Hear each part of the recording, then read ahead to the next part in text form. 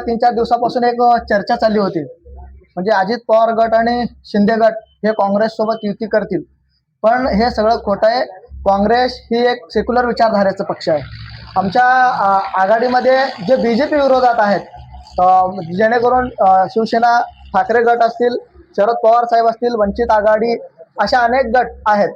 आणि आमची तरी मागणी असं आहे जिल्हा काँग्रेस कमिटी आणि प्रदेश कमिटीकडं, काँग्रेसच्या स्वबळावर लढून काँग्रेसचा जे विचार आहे ते घरोघरी पोहोचवण्याचा विचार आमचा आहे. जेणेकरून स्थानिक स्वराज्य संस्था हे निवडणूक हे कार्यकर्त्यांची निवडणूक असतात. आमदार आणि खासदार हे नेत्यांची निवडणूक असतात.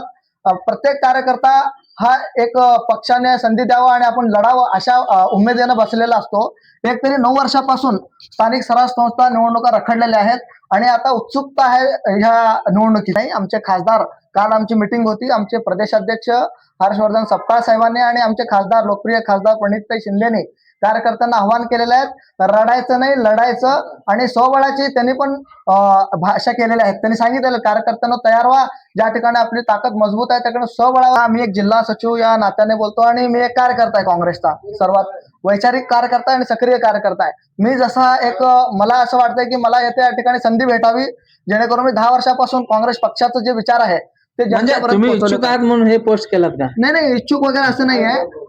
आम्हाला काय म्हणायचं, आमची विचारधारा ही सेक्युलर आहे, सर्वांना घेऊन चालणारी विचारधारा आहे.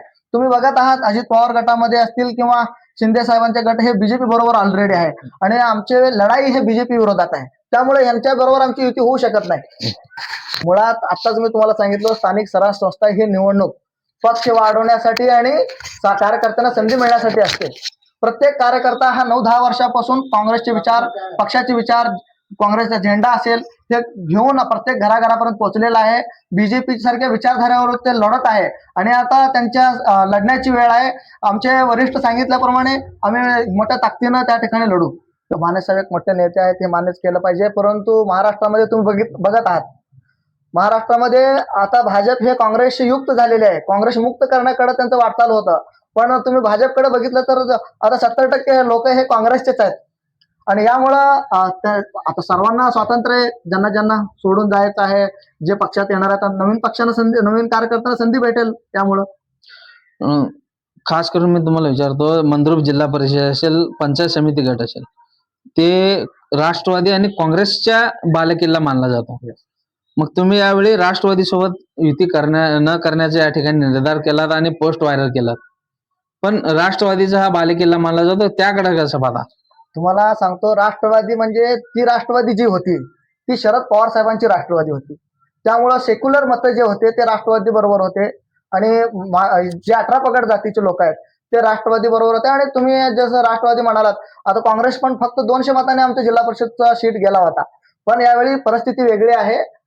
यावेळी आम्ही काँग्रेसनं आता या ठिकाणी फक्त आमचा विरोधक हे भाजप आहे आणि काँग्रेस विरुद्ध भाजप हे मजबूत आमची फाईट होईल आणि काँग्रेस याच्यामध्ये विजय होईल असा विश्वास आहे. जे जिल्हा अध्यक्ष आहेत सातलिंग शटगार साहेब, हे एक शिक्षक आहेत. मुळात त्यांना पक्ष शिस्त त्यांनी लावण्यामध्ये खूप मोठा त्यांचा हातभार राहिलेला आहे. त्यांच्या नेतृत्वाखाली इनकमिंग चालू झालेलं आहे काँग्रेसमध्ये. अनेक सुशिक्षित लोक, शिक्षक लोक आता काँग्रेस पक्षामध्ये प्रवेश करत आहेत. आमचे अध्यक्ष हे त्यांनी स्वतः सांगितलं, निष्ठावंत जे कार्यकर्ते आहेत आणि आपल्याला काँग्रेस पक्ष वाढवायचा आहे, ते शिक्षक असल्यामुळं त्यांचं राजकारण हे सरळ आहे. आणि त्यांच्यावर खासदार प्रणितताई शिंदे आणि सुशीलकुमार शिंदे साहेब यांचा विश्वास आहे. आमचे अध्यक्ष हे सांगितलं त्या पद्धतीने आम्ही काम करू. आणि मला दुसऱ्यांदा जिल्हा सचिव पदावर नियुक्त केलेलं आहे. मुळामध्ये माझे वरिष्ठ जे आहेत, कालच आमचे हर्षवर्धन सपकाळ साहेब यांनी आवाहन केलेले आहेत आपल्याला. त्यांनी तरी म्हणलेले जिंकलेले पक्ष सोडून गेले, पण जे उमेदवार पराभूत झाले होते ते काँग्रेसचे एकनिष्ठ आहेत. त्यामुळे ते लढायचं म्हणतात. त्यांचं विचारसरणी जे आहे, काँग्रेसची जे विचारसरणी आहे ते घरोघरी जावं अशी एक त्यांची भूमिका आहे. आम्ही मुळात तुम्हाला सांगायचं म्हणजे अजित पवार गट आणि शिंदे गटाची युती का नको म्हणतो मी. आज त्यांच्याशी युती केले, उद्या त्यांना एखादं 2 सीट कमी पडले तिकडे सभापतीसाठी वगैरे, ते भाजपकडे जातील सत्ताधारीमध्ये.